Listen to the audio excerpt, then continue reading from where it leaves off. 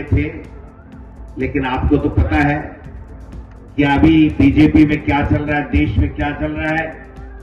रात से आए बैठे हैं मुख्यमंत्री जी और कह दिया डोटासरा जी और रंधावा जी को लेट कर दो, इनका प्रोग्राम नहीं होगा, इनकी मीटिंग नहीं होगी, इनका मैसेज खराब चला जाएगा। लेकिन उनको ये पता नहीं कि ये आदिवासी हैं, ये अंग्रेजों के सामने भी नहीं झुके, प्राणों को बलि देकर के, प्राण न्योछावर करके भी देश को आजाद कराया। ये इस बांसवाड़ा डूंगरपुर को भी बीजेपी से आजाद करा के छोड़ेंगे, आजाद करा के छोड़ेंगे, ये मैं कहना चाहता हूं। ज्यादा लंबी चौड़ी बात नहीं करूंगा। देश के प्रधानमंत्री ने ये ठान लिया है कि भारतीय जनता पार्टी का अगर तीसरी बार राज देश में आ गया तो न तो आदिवासी बचेगा, न ये देश बचेगा, न ये लोकतंत्र बचेगा और न बाबा साहब का दिया हुआ संविधान बचेगा। ये तय कर लिया देश के प्रधानमंत्री ने। और आपने देखा हुआ कि वो जिस प्रकार का भाषण देने लगे पहले फेज में, उनकी हवा उड़ गई। वो 102 में से जहां अधिकतर सीटें अपनी मांग रहे थे, 30 सीटें भी उनकी आने वाली नहीं है।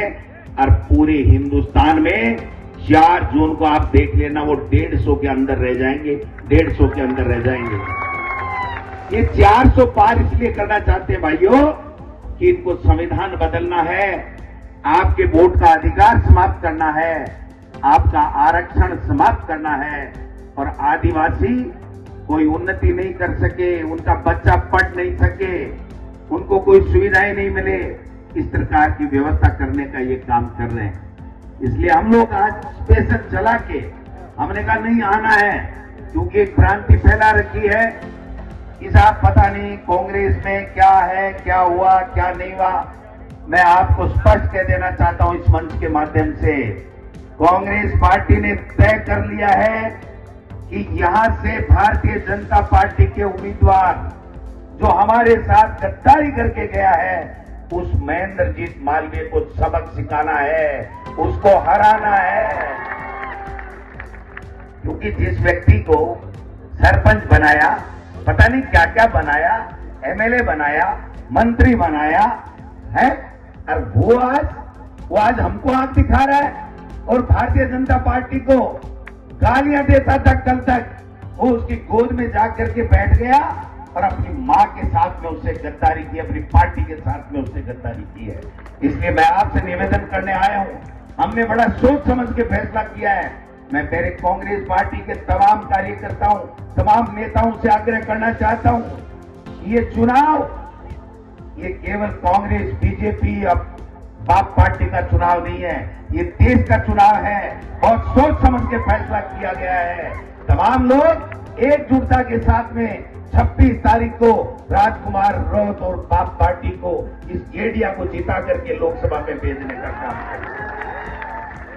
कुछ दिन पहले अंग्रेजों ने जलियांवाले बाग में जनरल डायर ने गोली चलाकर 500 से ऊपर पंजाबियों को शहीद किया था। और आपके यहां मैं जब पिछली बार 9 अक्टूबर को आया था 2023 को, वह 1500 आदिवासियों को शहीद किया था। उस शहादत को देश नहीं भूल सकता। अगर अंग्रेजों की नींव हिलाई तो आदिवासियों की शहादत ने उनकी जड़ें फाड़ दी अंग्रेजों की, अगर वो अंग्रेज बाहर नहीं जा सकता था। डोटासरा जी आप बोलकर गए हैं, जो आदमी उस पवित्र जगह पर खड़े होकर,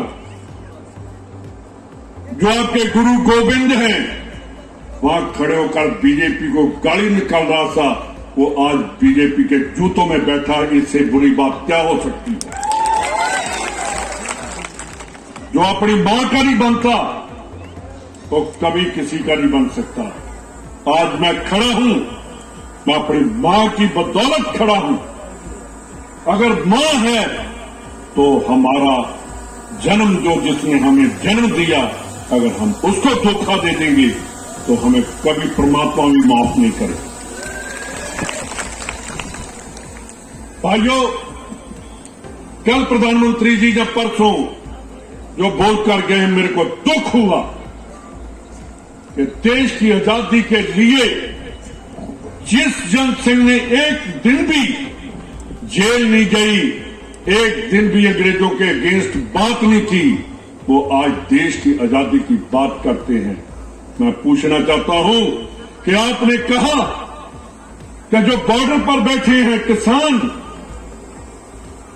उनको कहा गया जो देश के देश विरोधी हैं, ये आतंकवादी हैं, ये नक्सलवादी हैं। कल आपको भी बोलकर गया। मैं उसको कहना चाहता हूं, हिंदुस्तान को अगर कोई बचा रहा है तो जो कम गिनती है वो देश को आगे लेकर जा रहे हैं। मैं उसको पूछना चाहता हूं कि मोदी साहब, आप बॉर्डर पर नहीं कभी गए, आपने ना 65 की लड़ाई देखी, ना 71 की लड़ाई देखी। 65 की लड़ाई में डोटासरा जी वहां अमृतसर के बॉर्डर पर अटारी में अब्दुल हमीद था, वो मुसलमान था जिसने देश को बचाया, उसको देश के पाकिस्तान को आगे नहीं आने दिया। उसका जवाब कैसे मोदी देगा? और ये भी आश्वस्त करते हैं, राजस्थान के अंदर 25 सीटें हैं और 25 सीटों में हाईएस्ट लीड से ये बांसवाड़ा की सीट निकाल के आपको देंगे, आप निश्चित रहेंगे।